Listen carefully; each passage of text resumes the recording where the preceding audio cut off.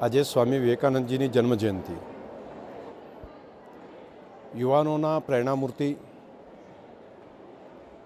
અને ઓજસ્વી પ્રતિભા, ખાસ કરીને આજે વિશ્વની અંદર સૌથી વધારે યુવાઓ ભારતમાં છે. દુનિયામાંથી સૌથી યુવા દેશ તરીકે ભારત છે.